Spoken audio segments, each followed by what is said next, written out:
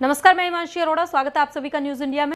एक खास मुलाकात में राजेश लुम्बाटिनू ने सबसे पहले बात की उन तमाम शख्सियतों से जिन्होंने कोरोना काल में योद्धा के तौर पर अहम भूमिका निभाई।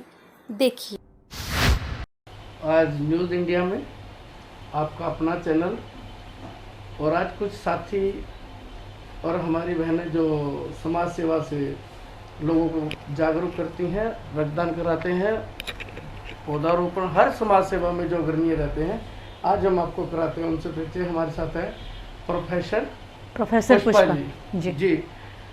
आपको सिर्फ ये बताएं सबसे पहले कि आज आप बच्चों को पढ़ाते पढ़ाते किस तरह रक्तदान शिविर की तरफ या किस तरह से आपका मन हुआ, किसने आपको प्रेरणा दी या कैसे आपका मन किया कि हम इस दौर में चलें, उसके बारे में आप हमारे दर्शकों को बताएं। न्यूज़ इंडिया के सभी दर्शकों को प्रोफेसर पुष्पा महर्षि दयानंद विश्वविद्यालय का नमस्कार। सबसे पहले तो मैं यहाँ राजेश लुम्बा जी आपका धन्यवाद करूँगी, आपने आज मुझे यहाँ बुलवाया न्यूज़ इंडिया में अपने विचार रखने के लिए। आपने मुझसे प्रश्न पूछा कि मैम आप कहाँ से इसके लिए इंस्पायर हुई, तो मैं ये बताऊँगी कि देखिए, सबसे पहले तो 2011 में जब मेरी शादी हुई थी तो मेरे हस्बैंड भी वो भी लेक्चरर हैं, तो मैंने देखा कि वो बहुत प्लांट्स लगाते थे। हमारा थोड़ा परिवार ठीक है, हम लोग, मेरे हस्बैंड की भी फैमिली बहुत रिच है, तो वो अपनी पूरी तनख्वाह अपनी गाड़ी में डिग्गी में रख के बड़े बड़े, वो छोटे छोटे पेड़ नहीं लगाते थे, बड़े बड़े पेड़ लगाते थे। तो शुरू में तो मुझे थोड़ी इरिटेशन भी होती थी कि दोपहर को धूप में वो उसमें लगे हुए हैं, लेकिन फिर मुझे अच्छा लगने लग गया, क्योंकि मैं गांव के लोग वो सब उनसे बहुत प्रभावित रहते थे। तो लेकिन वो मेरे बस की बात नहीं थी कि मैं इस तरह से पेड़ लाकर लगाऊं, लेकिन मुझे अच्छा लगता था कि कुछ मैं भी करूं। फिर मैं मॉडल टाउन में रहती हूं, हमारे नियर में ही रहते थे मधुकांत जी, वो भी एक अच्छे साहित्यकार हैं। तो मैंने उनको देखा कि वो बहुत ज़्यादा, उनको मधुकांत जी को रक्तदान का वो भीष्म पितामह कहा जाता था। तो मैंने उनसे फिर एक दिन मेरी उनसे बात हुई, तो उन्होंने बताया कि मैडम मैंने सापला से ये शुरू किए थे रक्तदान, और आप कर सकती हैं, ये आपके बस की बात है, आपके पास तो बड़े बच्चे हैं, आप उनको मोटिवेट कीजिए, खुद लगाइए। तो उसके बाद फिर मेरे मन में आया कि मैं भी रक्तदान शिविर कम से कम ये तो मैं कर सकती हूँ।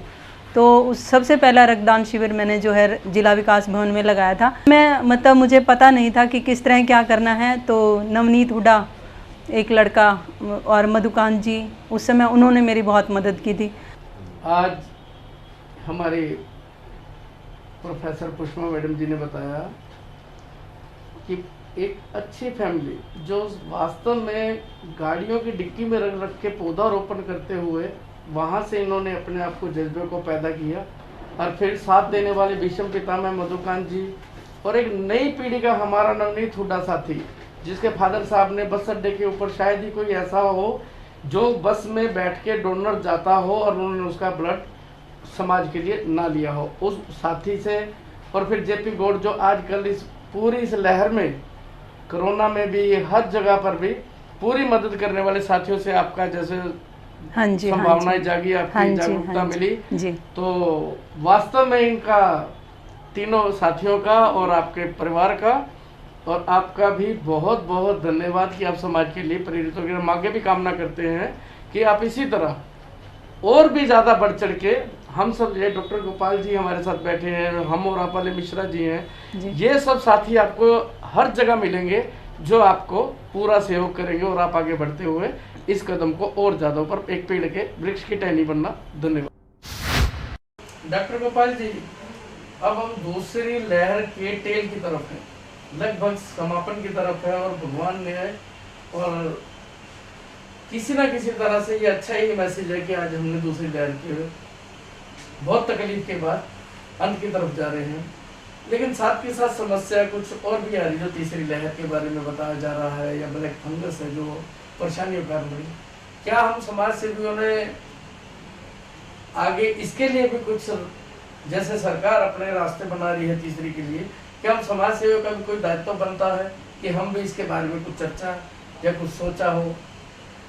देखो लुम्बा जी, दर्शकों को बताना चाहिए। देखो लुम्बा जी, सबसे पहले तो मैं ये बताना चाहता हूँ कि आज से 125 साल पहले जो एक वायरस आया था वो भी एक कोरोना ही वायरस था, जिसमें ये इतना भयंकर वायरस था कि ये बुज़ुर्गों को ऊपर सीधा अटैक किया और बहुत ही तादाद, लाखों की तादादों में जो बुज़ुर्गों ने इसको काल का शिकार बना। ये 125 साल पहले की बात बता रहा हूँ।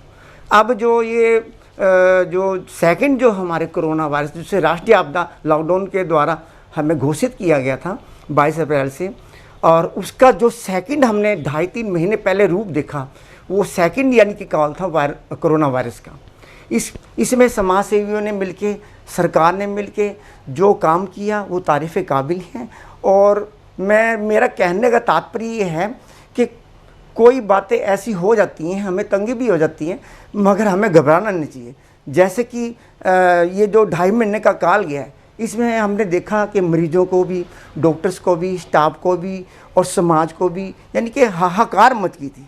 कारण भी था, क्योंकि कोई चीज़ एक थोड़ी है और लेने वाले ज़्यादा हैं तो हाहाकार तो मस्ती है, मगर ये हमने काबू पा लिया सब ने मिलकर। और आज देख रहे हैं कि कोरोना वायरस से ठीक हो यानी कि ठीक लाइन पर चल रहा है, और हमें खुशी भी है कि अब बहुत कम मात्रा में है। मगर डॉक्टर शिंदे ने, जो कि एक संक्रामक डॉक्टर हैं, प्रसिद्ध यानी कि हमारे भारत के डॉक्टर हैं, डॉक्टर शिंदे, उन्होंने बताया कि तीसरी लहर की आशंका है, वो भी सितंबर तक आ सकती है। मगर वो अपने यानी कि शंका को जाहिर करते हैं कि ये जो तीसरी लहर है ये बच्चों को प्रभावित करेगी। उनका मानना है क्यों ना ये वैक्सीन जो आज कारगर सिद्ध है ये बच्चों को भी लगाई जाए, ताकि हमारे बच्चे भी सुरक्षित रहे और कोई काल का शिकार ना।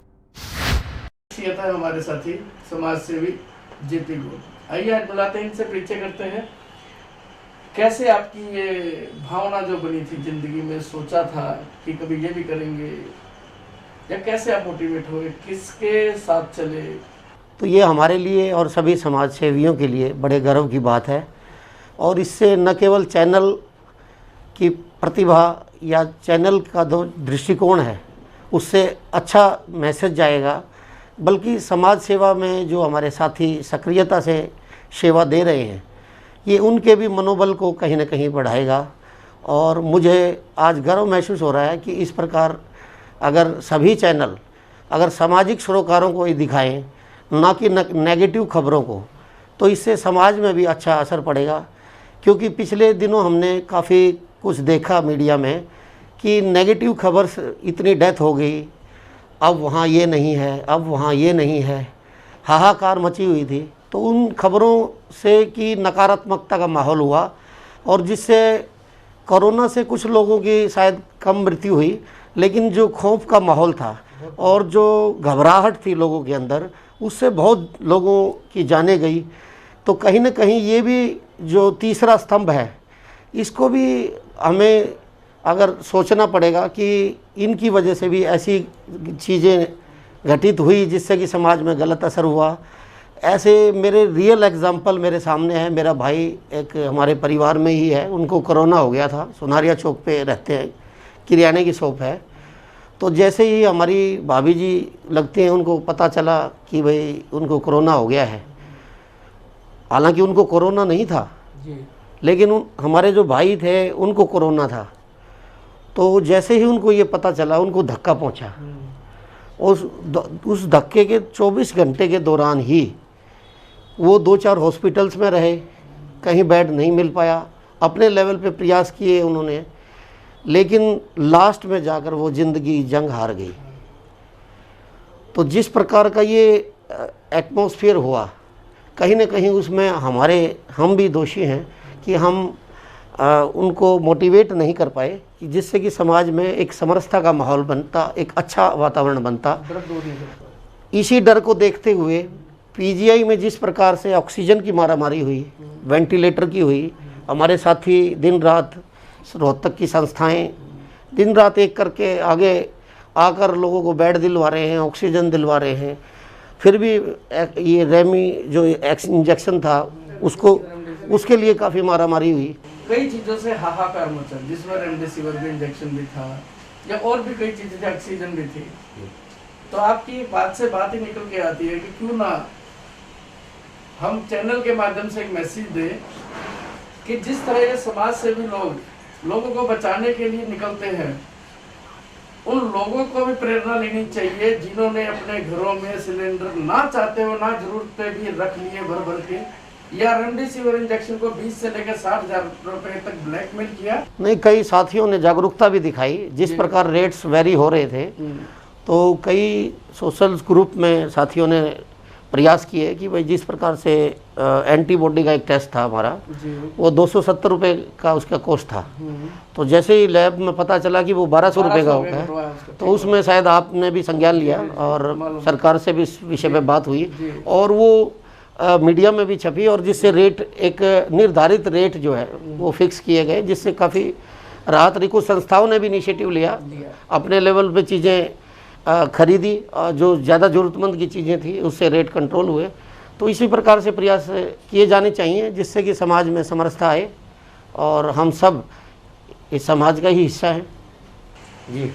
और ऐसे माहौल में जहां महामारी ने अपना पूरा तांडव मचाया हुआ है, अब कुछ उसमें राहत भी मिली है और आज लोग कोरोना से डर से नहीं, कोरोना को हराने की जिंदगी की तरफ चल पड़े हैं। ऐसे में जो जेपी गौड़ और इनके साथियों ने जो सहयोग किया है कोरोना में या वैसे भी रक्तदान में मेडिकल के अंदर, इनका बहुत बहुत आभार। और हम चाहते हैं कि आगे भी ये ऐसे लोगों को जागरूक करें। और हमारे इस बीच में जैसे प्रोफेसर पुष्पा जी आज इनसे इंस्पायर है, तो हम भी चाहते हैं कि और भी लोग इनसे ऐसे ही शिक्षा लें और आगे बढ़ते रहें। धन्यवाद। अभी हम जो समाज सेवा करते थे वो बूढ़े भी नहीं हुए थे कि एक यंग टीम ने उससे पहले ही उस लक्ष्य को, उस रास्ते को पकड़ लिया जहां हमारी चिंता भी खत्म कर दी और एक नए युग के साथ, एक नई पीढ़ी के साथ। और हमारे दाहिने हाथ में हम और आपकी टीम से बैठे हैं चिराग बेरी जी, और बाइने हाथ पे बैठे हैं विकास मिश्रा जी। सब पता ही है आपको, आप समाज में क्या कर रहे हैं और रक्तदान के प्रति आपकी जो लगन है, जो जागरूकता है, वो कैसे आपके पास आई, कैसे अपने ये ग्रुप बनाया, या क्या आपका मकसद था और क्या सोच के साथ आप आगे बढ़ना चाहते हैं? मेरे रक्तदान की जो शुरुआत हुई थी, मैं ज़रूर मेंशन करना चाहूँगा, हिंदू कॉलेज जो रोहतक में है, इस कॉलेज ने बहुत सारे रक्तदानी पैदा किए हैं। क्योंकि जब भी एक नया सेशन स्टार्ट होता है तो सेशन के स्टार्ट होते ही एक रक्तदान शिविर का आयोजन होता है। तो वो जो प्रेरणा मिलती है, जैसे ही एक बच्चा कॉलेज में आता है अपने स्कूल लाइफ को ख़त्म करके, तो उसमें बहुत ज़्यादा एनर्जी होती है। तो वहीं से मेरे पहला रक्तदान मैंने अपने हिंदू कॉलेज में किया था। उसके बाद ये कारवां रुका नहीं। हमारा जो एक छोटा सा ग्रुप था, जो हमारा एक सर्कल था, हम सब ने एक तरीका निकाला कि हम अपना एक अपने फ़ोन में एक रिमाइंडर लगाते थे हर 3 महीने बाद का, और जाके रक्तदान करते थे।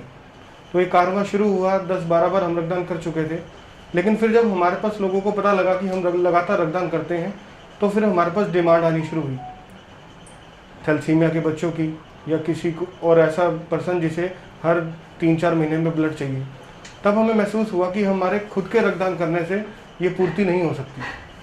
फिर हमने फेसबुक पे पोस्ट डाली, तो मेरे पुराने साथी जो स्कूल में मेरे साथ थे, विकास मिश्रा जी, आज से लगभग 4 साल पहले की बात है, तब हम फेसबुक के माध्यम से मिले। तब हमने यूथ थे तो हमारा हमेशा से ही शुरू से रहा है कि रक्तदान के क्षेत्र में भी एक्सपेरिमेंट करना। तो हमने देखा कि बहुत ज़्यादा ज़रूरत है और डिमांड के अकॉर्डिंग सप्लाई बहुत कम है। तो हमने पहला कैंप जो किया था, एक टारगेट रख के किया था, जिसमें हमने टारगेट रखा अब की बार 500 पार, एक 500 यूनिट का कैंप का एक टारगेट रख के हमने किया। विकास जी और चिराग में, और साथ में एक हमारे और साथी थे पुष्कर, हम तीनों ने शुरुआत की। और वो कारवां इतना बड़ा जुड़ा कि हमने उस पहले कैंप में ही 550 यूनिट रक्तदान करवाया था। फिर हमने उसको चेंज करके छोटे छोटे कैंप लगाने शुरू करे, क्योंकि एक छोटे छोटे कैंप भी बहुत ज़रूरी हैं। क्योंकि आपके शहर में जो ब्लड बैंक है वो आपके छोटे कैंपों से ही उसकी पूर्ति होती है। आज तक हम 86 कैंप कर चुके हैं 4 साल में। पिछले साल जो लॉकडाउन था उसमें हमें टीम को अच्छा मौका मिला, हम फ्री थे, तो हमने पिछले लॉकडाउन के पीरियड में 40 के करीब कैंप किए थे। और उसी से हमें पता चला कि कितनी ज़्यादा ज़रूरत है। इस वक्त 350 से ज़्यादा थैलेसीमिया के बच्चे जो रोहतक पीजीआई में हैं, लगातार उनसे हम कांटेक्ट में रहते हैं। कभी भी शॉर्टेज आती है तो पीजीआई के ब्लड बैंक की टीम भी और वो बच्चे भी डायरेक्ट हमसे जुड़ते हैं और हम पूरी कोशिश करते हैं कि उनको रक्त मुहैया करा पाएं। विकास जी मिश्रा, जिनको मिश्रा के नाम से ज़्यादा जानते हैं, और कुछ ऐसी बातें जो 2 सालों में इन्होंने फेस की हो, रक्तदान शिविर लगाते हुए इनकी टीम ने परेशानियां झेली हो, या आगे डोनरों को परेशानी आई हो, या कोई ऐसा मुद्दा जरूर बताएं या ऐसा वाक्य जरूर बताएं जो आपको अब तक सबसे ज़्यादा प्रभावित कर चुका। सबसे पहले नमस्कार सभी न्यूज़ इंडिया के सभी परिवार का, और हमारे बड़े भाई राजेश लुम्बा जी का, जो उन्होंने सेवा को समाज में लाने का प्रयास कर रहे हैं। आप सभी का तहे दिल से धन्यवाद करना चाहूँगा, हम और आप टीम धन्यवाद करना चाहेगी। समाज में जब सेवा करने उतरते हैं तो समस्याएं भी आती है, तो समस्याएं आई, हमारे साथ भी बहुत आई। इस लॉकडाउन में, महामारी के समय हमारी टीम के द्वारा जो रक्तदान पे हम कार्य कर रहे हैं, तो इस आपातकाल स्थिति में रक्तदान की भी काफ़ी डिमांड आई, क्योंकि कोरोना से कोई मरे ना मरे, रक्त के अभाव में ज़रूर जान जा सकती है। इसी को देखते हुए पूरी टीम पूरा 24 घंटे 7 दिन एक्टिव रहे हम, और रक्तदान की कमी पूरी कोशिश रही। जैसे थैलीसीमिया के बच्चे हो गए, या प्रेगनेंसी केस आते हैं, या दुर्घटनाग्रस्त व्यक्ति आते हैं इमरजेंसी में, उनको भी ब्लड की आवश्यकता पड़ती है, या फिर कोरोना के पेशेंट को भी ब्लड की आवश्यकता पड़ती है। मतलब इन सबको ब्लड की कमी से किसी को कोई अनहोनी ना होने पाए, इस विचार पे, इसी सोच के साथ हम सभी लगे रहे। और आपको बड़े भाई राजेश लुम्बा जी को जो क्वेश्चन पूछा है जी, परेशानियां तो ये है जी, आई, हम भी परिवार है जी, हमारा भी परिवार है, स्वास्थ्य हमारा भी सब कुछ है। डर का माहौल बहुत था, और परिवार से भी हमें छुप छुपा के सेवा करनी पड़ती है। अब थोड़ा स्थिति कुछ एक नॉर्मल कह सकते हैं, लेकिन स्थिति बहुत विकराल थी हमारे लिए भी। एक कदम भी हम घर से बाहर निकलते, हमें नहीं पता होता कि हम बीमारी लेके आएंगे या ठीक हो के आएंगे, कुछ नहीं। तो दिक्कतें परेशानियां तो चलती रहती हैं। और आज की स्थिति ये है ब्लड की, आप सबको मैं बताना चाहूँगा। हमारा रोहतक में सिविल हॉस्पिटल ले लो या रोहतक पीजीआई ले लो, आज के समय में ब्लड की कमी नहीं है। बस इसी कार्य को कर रहे हैं। अभी कल भी सोसाइटी के सदस्यों द्वारा 8 यूनिट ब्लड इमरजेंसी में भी ब्लड डोनेट करवाया गया, जिसमें छोटी बच्ची थी, मात्र 2 या 3 साल की बच्ची थी, जिसको ब्लड दिलवाया गया। तो ऐसे कारवार तो बहुत है जी, गिनवाते रहेंगे तो समय भी कम पड़ेंगे। बस एक चीज़ ठान लिया है तो करना है, जहाँ कम वहाँ हम। बस इसी उद्देश्य के साथ, इसी विचारों के साथ हम लगे हुए हैं, और बड़े भाई के आदर्शों पर, आप सबके सहयोगों से हम और आप सोशल वेलफेयर सोसाइटी सदैव समाज में खड़े हैं और खड़े मिले।